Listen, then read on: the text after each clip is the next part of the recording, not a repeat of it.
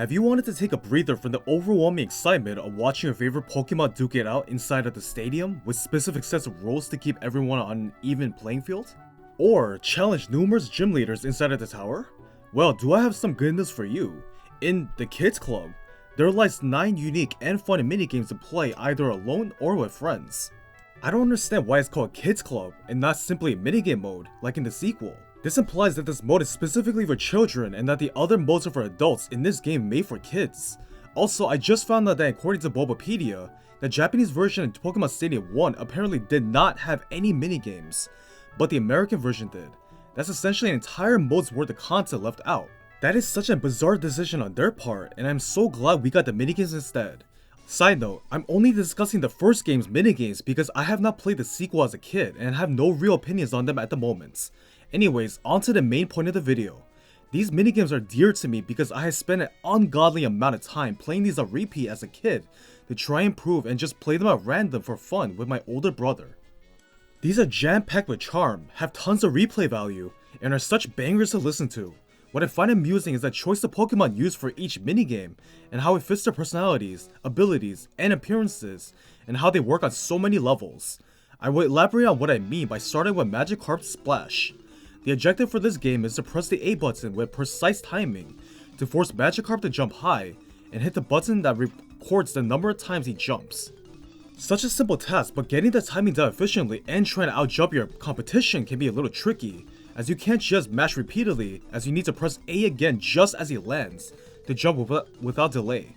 The concept of having 4 fish jump while making this weird and funny noise always made him me laugh, which made it hard to focus on the timing.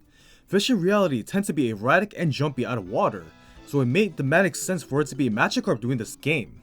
Next is Clefairy says, class is in session and your objective is to use the control pad to repeat the pattern the teacher writes on the chalkboard, and you have to input the correct directions before the time runs out. Each mistake will result in having her bonk you with a hammer and decrease your health meter. I'm pretty sure this is illegal, but in the world of Pokemon, anything goes. Everyone only has 5 chances to stay in the game. It's not that I think this is a bad game or anything, but I have never liked memorization games because my memory is pretty bad, and it was so hard to keep up as a kid, and almost never won this against hard computers most of the time. Although I do find that Clefairy's dancing in unison amusing, the beginning section is easy, but gets ridiculously hard later on. This game feels really drawn out at times and makes me wonder if it's even worth playing to the end and will rather play something else. It is easily my least favorite minigame for obvious reasons. Next is Run Rattata Run. These 4 Rattatas are training for the next marathon, and what better way to practice than running on a homemade conveyor belt with hurdles. The objective is simple, mash the A button repeatedly while avoiding running into hurdles, which stops your momentum and slowing you down. Jump over them with great timing and be the first to finish. I always like how the conveyor belt changes numbers and textures to indicate your running progress, and how the game tests your reflexes. It's the small details like these I love the most. I like the idea of a giant training conveyor belt in the middle of the forest for wild Pokemon to train on and get the daily exercise fulfilled. This game is fun to come back to and makes for some really close races. Next is Sushi Go Round. It's an all-you-can-eat extravaganza for these 4 lucky Lickitungs. It's a dream come true for these gluttonous gourmets. The objective is simple. Move around the circle of foods and press the A button to eat as many plates of food as possible to rack up the most expensive bill you can muster. There are 8 types of food with their own prices, and their spicy levels vary and may slow your Lickitung down a bit. The 8 names of food are based on real-life Japanese foods. They are wasabi, kappa, tamago, tekka, ikura, ebi, maguro, and uni. If you can eat the same type of sushi multiple times in a row, you'll be able to stack up bonuses that go up to 5 times to drastically increase your total points. This is perhaps my favorite minigame of all time, and the concept of going around eating sushi that manifests out of thin air is so funny to me. You can play dirty by eating sushi directly in front of your opponents, so they won't be able to get points, or go for specific ones to boost your score. Just be careful not to eat the wasabi, as that can throw you out of control and can't eat foods for a bit. If there was any game I would play for an eternity, it would definitely be Sushi Go Round.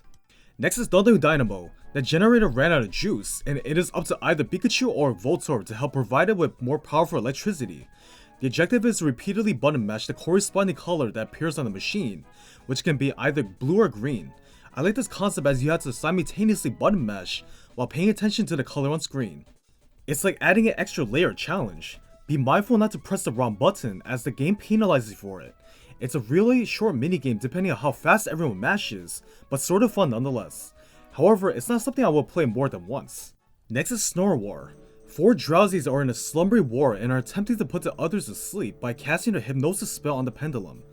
The objective is to time the A button just as the pendulum hits the red needle in the center. Failure to do so will make you sleepy instead. It will swing faster as the game goes on to increase difficulty.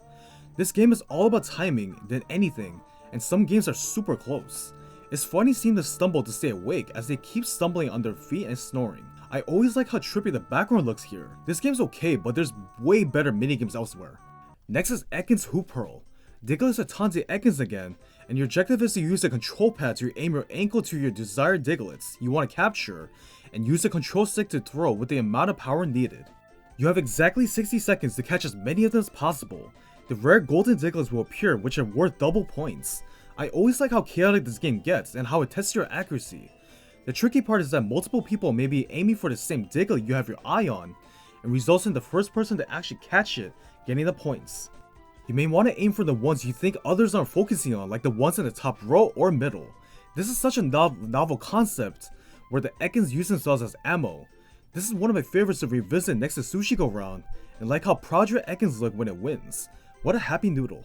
Next is Rock Harden. Mysterious flying boulders from the sky have been spotted, and it's up to either Metapod or Kakuna to use their steely outer shells to break the rocks apart.